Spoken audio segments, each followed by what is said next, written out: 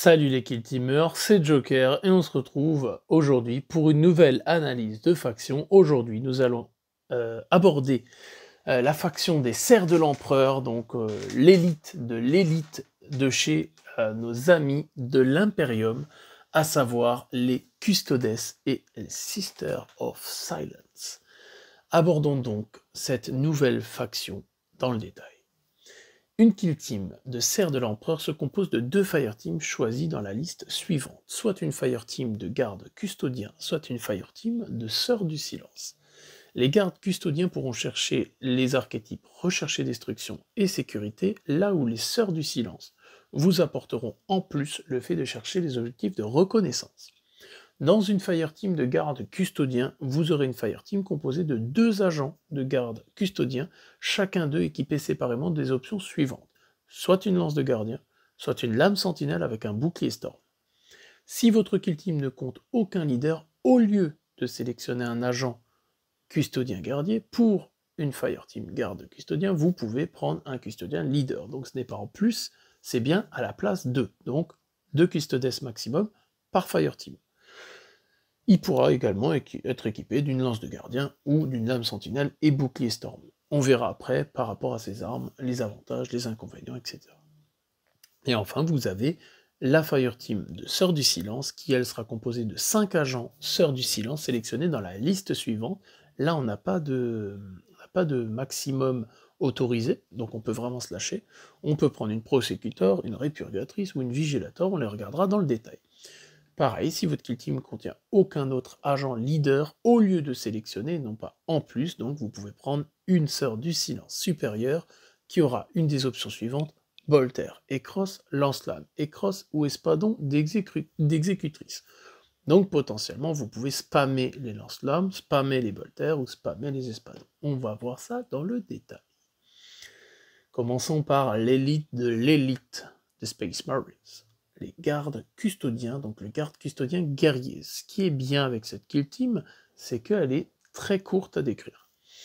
Vous allez avoir le sac à points de 18 points de vie, oui, avec 4 points d'action, 3 de mouvement, 3 jets de défense à 2+. Ça tank sévère, par contre méfiez-vous tout de suite des lances de ténèbres, des plasmas et des fuseurs. Parce que ceux-là, vous avez beau avoir 18 points de vie, croyez-moi, ça peut tomber très vite, même à la saturation. Alors, on va être avec un avantage qui vont tout toucher sur 2+. On va avoir la lance de gardien qui fait 4 tirs à 2+, dégâts 3 et 5, et non pas 3 et 4 comme le Bolter, donc il fait déjà plus de dégâts en critique. Il va avoir la règle P1, donc si au moins une touche critique, il aura PA1, donc un jet de défense en moins sur l'adversaire. La lame sentinelle pourra également tirer au tir, 4 tirs à 2+, dégâts 3 en normal, 4 en critique, on est pareil à un Bolter, sauf que si une critique dans le lot, PA-1 aussi, grâce à sa règle, est portée 6 pouces, comme un pistolet. Ensuite, on va avoir la lance de gardien, qui, elle, va être au corps à corps 5D à 2+, dégâts 5 en normal, 7 en critique, létal 5+. Elle déconne pas, hein. Un mec, il a beau avoir la lance de gardien qui peut tirer de loin, s'il vous charge au corps à corps, il est tout aussi mignon le mec, hein. Il vous ouvre en deux, hein, clairement. La lame de sentinelle, 5 attaques à 2+, dégâts 4 en normal, 6 en critique, c'est pas dégueu, létal 5+, donc les critiques, potentiellement, vous les avez quand même plus facilement avec ça. Ensuite, élu de l'empereur. Ça, c'est leur règle, leur aptitude. Mis à part les effets des séquelles de combat, cet agent ne peut être blessé. Vous pouvez ignorer certains ou tous les modificateurs à la LPA de cet agent, et il n'est pas affecté par les règles de touche critique étourdissant. Donc autant vous dire que les règles critiques étourdissant, peanuts. Les modificateurs LPA, donc par exemple on en parlait dans l'autre review avec la Death Guard où ils enlèvent des LPA, peanuts. Donc ouais, bon après ça représente bien les custodes, hein, on s'attend pas à autre chose d'un mec qui fait 3 mètres de haut, qui est une vraie montagne et qui peut tout liquider en face. Hein. Ensuite, et c'est là où vous allez avoir le choix entre bouclier storm ou lance gardien, le bouclier storm, si votre mec est amené à être au corps à corps de manière catégorique, si cet agent est équipé d'un bouclier storm, Il a une sauvegarde invulnérable de 4+, qui est pas dégueu déjà. Chaque fois qu'il combat en mêlée, à l'étape résoudre les touches réussies du combat, assassin. Chaque fois qu'il part, 2 des touches réussies de votre adversaire sont défaussées au lieu d'une seule. Fait mal, hein. Je pars. Allez, t'en as 2 en moins. Sachant que la majorité des mecs qui sont pas spécialisés corps à corps tapent 3 fois. Le mec, généralement sur 3G, il en réussit 2. Toi, tu fais première attaque, je pars. Derrière toi, avec tes 5 attaques, t'en auras au moins placé 3 généralement. De peu que t'aies mis des critiques, je peux te dire que le mec en face, il va pas être content que tu le charges. On va voir surtout avec les subterfuges après, parce que les custodes, c'est là où ça va être marrant. Le leader, la même chose, avec un point de vie en plus, hein, c'est déjà. Donc 19 points de vie. J'ai quand même hâte de voir quand ils vont sortir les Terminators, à combien ils vont nous les mettre les bougres. Les Sœurs du Silence, je les adore. Je suis vraiment, mais si vous savez comme je suis content qu'ils les aient mixés avec les Custodes, ça me semblait absolument logique, mais ça n'était pas le cas dans l'ancien Kill Team. Donc, bien. 8 points de vie par tête, save à 3+, 3 jets de défense, 2 LPA. J'aurais bien vu 3 LPA, mais 2 LPA.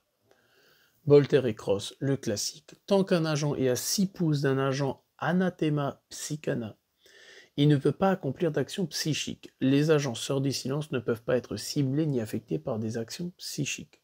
Autrement dit, comme d'habitude, les Townsend ou les Grey Knight, le psy à côté d'une Sister of Silence, on oublie. Le smite, et c'est ça qui est bien, parce qu'ils disent bien les agents Sœurs du Silence ne peuvent pas être ciblés ni affectés. Donc là, ça n'a pas besoin d'être à 6 pouces. Un Townsend en face qui veut smite une Sœur du Silence, marche pas. Ensuite, on va avoir la lance-flamme. Donc, elle va être équipée d'un lance-flamme classique, pas besoin de débattre là-dessus. 5 tirs à 2+, 2 en normal, 2 en critique avec la rectorant qu'on connaît déjà. On va avoir la Vigilator, qui elle est plutôt sympa. 4 attaques à 3+, 4 en normal, 6 en critique, létal 5+. Ça apporte un peu de mâche en plus au corps à corps, on dit pas non. Et enfin, l'assista supérieur, bah c'est juste le mixte de toutes les Sœurs du Silence possibles, sauf avec un point de vie en plus. Et la bougre, elle va tirer à 2+, là où les autres font du 3+. Donc celle-là, elle est bien, mais est-ce que vous préférez avoir une Sœur du Silence en leader dans l'équipe, ou est-ce que vous préférez avoir un leader Custodes dans l'équipe en plus? Il y a match. Je pense que idéalement, dans les parties que j'ai fait, idéalement c'est 2 Custodes, 5 Sœurs du Silence, pour qu'elles puissent aller chercher les points, les choses comme ça, et que les Custodes soient un peu le fer de lance pour prendre les tirs, etc. Après, on peut très bien jouer une Kill Team avec que des Sœurs du Silence, parce que mine de rien, elles sont pas mauvaises. Hein. Et on peut spammer du coup les lance-flammes, on peut spammer les espadons, ou alors du polter, mais je pense que le Custodes te donne quand même envie de le mettre sur le terrain à 18 points de vie la figue.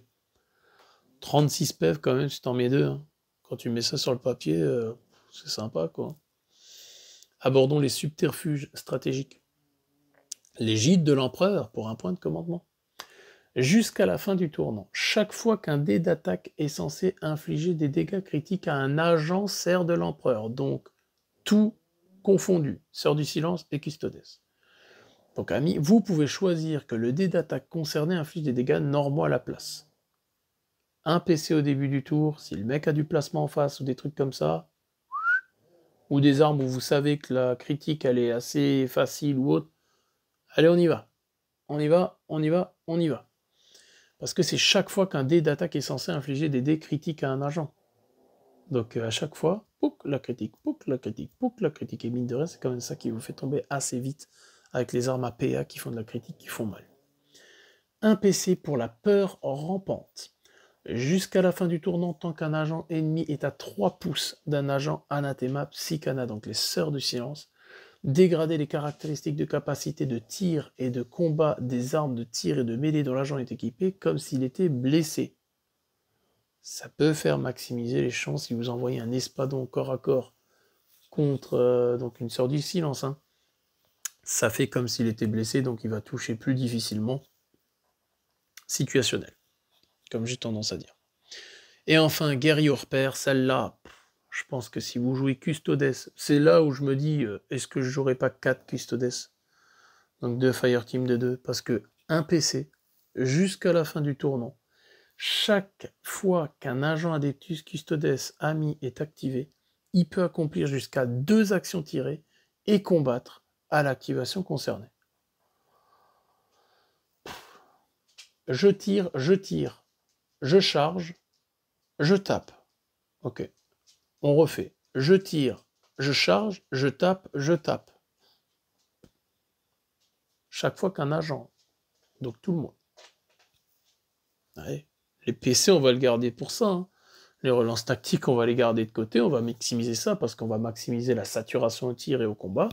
Donc là, ouais, dans ma compo, pour déjà m'avancer là-dessus, je pense que je vais tenter le 4 Custodes avec ce stratagème-là, 2 en lance-gardien, 2 en bouclier, et puis chacun va aller faire son petit cambouis là, à droite à gauche, et puis ça le fera. Après, bien sûr, toujours sous réserve de voir le scénario qui sera joué, les objectifs OP tactiques qu'on prendra, etc., etc., bien sûr. Subterfuge tactique. Donc, alchimie génétique pour un point de com. Utilisez ce subterfuge tactique à l'étape de jeter les dés de défense d'une attaque de tir uniquement.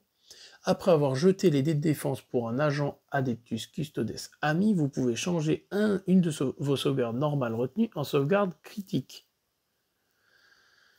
En plus de ça, avec l'égide de l'empereur qui permet déjà de choisir une attaque concernée et infliger des dégâts normaux à la place, autant vous dire qu'il faut juste avoir bien cette mécanique en tête, parce que celles-ci, couplées, vont vous permettre d'esquiver des dégâts monstrueux, donc c'est bien. Un PC pour confrérie de demi-dieu juste en dessous. Utilisez ce subterfuge tactique à la fin de la phase d'affrontement, et quand c'est votre tour d'activer un agent, choisissez un agent Adeptus Custodes pour accomplir une action gratuite. Cela ne compte pas comme une activation. Qu'est-ce que vous voulez que je vous dise? Les mecs ont déjà 4 actions par tour, avec ça, vous passez à ça. Donnez-moi. Les Custodes, moi je les aime bien, franchement ils sont marrants quoi. Enfin, en dehors d'être marrants, ils font quand même mal. Mais ouais, mais là au moins j'ai envie de vous dire, on a vraiment l'impression qu'on a un sale badass quoi devant nous. On a un Custodes quoi. On n'a pas un demi-Custodes, un double space. Non. Un castagne quoi. On y va. Ensuite, les serres pour un PC. Utilisez ce subterfuge tactique quand un agent sert de l'empereur, donc tout le monde, ami est préparé à 6 pouces d'un agent ennemi ou à 2 pouces du centre d'un pion objectif, est activé. Il manque un petit truc. Du centre d'un pion d'objectif qui est activé, enfin bref.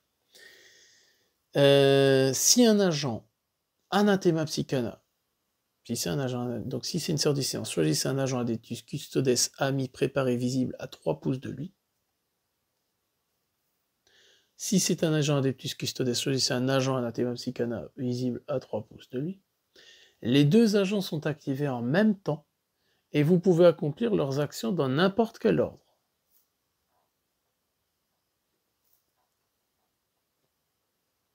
C'est dur. Ah, vous comprenez la combo, quoi. Quand un agent sert de l'empereur ami préparé à 6 pouces d'un agent ennemi, donc un mec est à 6 pouces derrière, je vous laisse imaginer le rouleau compresseur que ça va donner. À 6 pouces de l'agent ennemi ou à 2 pouces du centre d'un pion d'objectif qui est activé.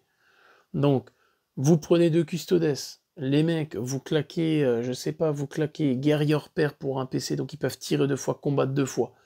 Derrière, vous claquez les serres pour un PC, les mecs ils s'activent avant les autres. Putain, ils vont tout vous laver, les mecs. Ils vont tout vous laver, je vous garantis.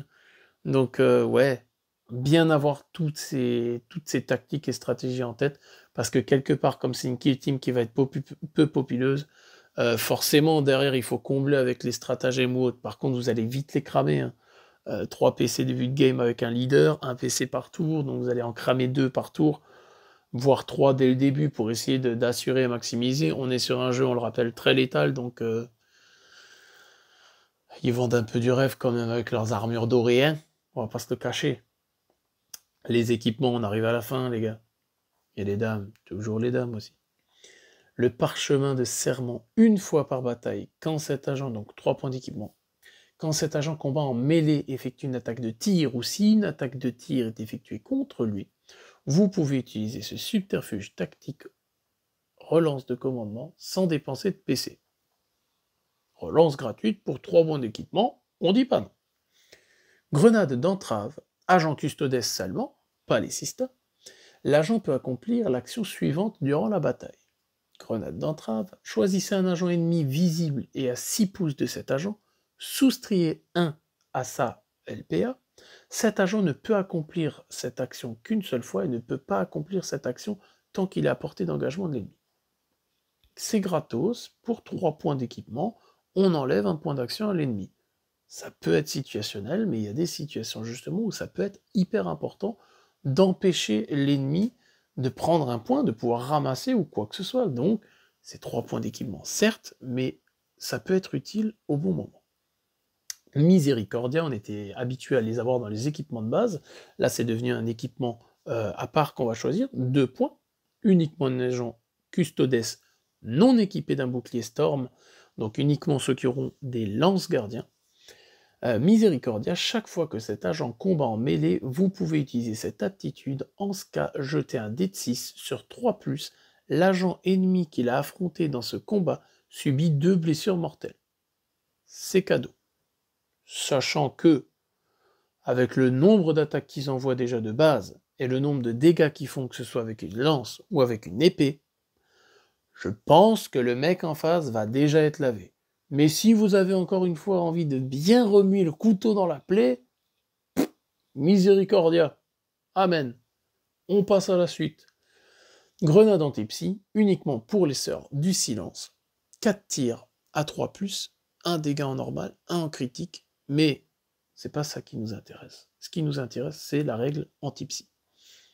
À chaque fois, à chaque tir effectué avec cette arme, si la cible a le mot-clé Psyker ou démon, pour l'attaque de tir concernée, changez ses caractéristiques de dégâts en 3 normales, 5 critiques avec la règle spéciale létale 5+.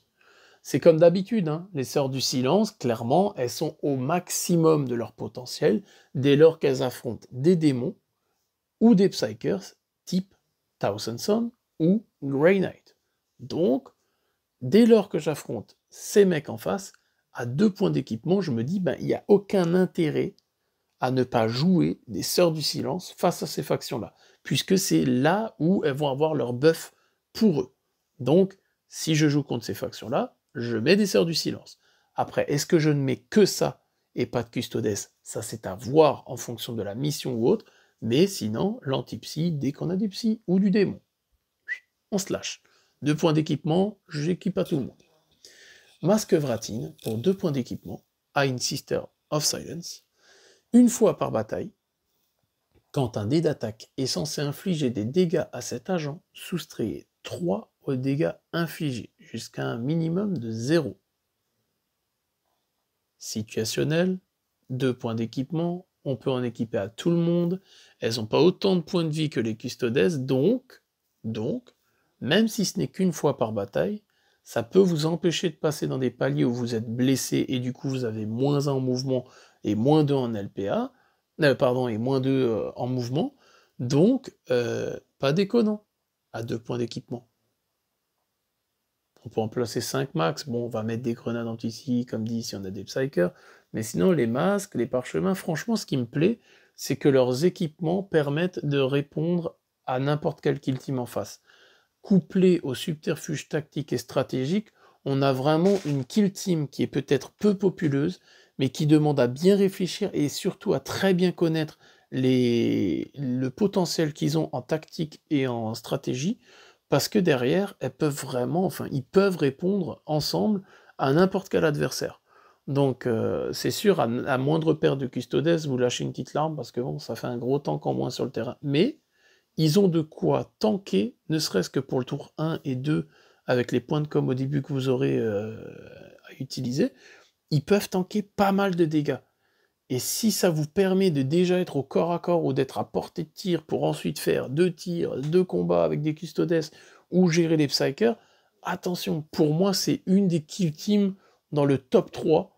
C'est clairement, je mettrai, à mon sens toujours, hein, à mon sens, je mettrai bien sûr les Serfs de l'Empereur avec les Sisters of Silence et l'Adeptus Custodes.